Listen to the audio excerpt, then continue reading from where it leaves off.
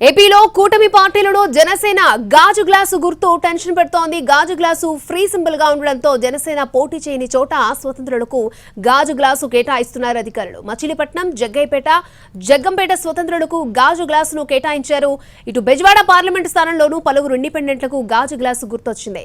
జనసేన పోటీ చేయని చోట స్వతంత్రులు కోరితే జనసేన గుర్తును కేటాయించే అవకాశం ఉంది. దీంతో ఎన్ని స్థానాల్లో గాజు గ్లాసు గుర్తుతో ఇండిపెండెంట్లు పోటీ చేస్తారన్నది ఉత్కంఠగా మారింది.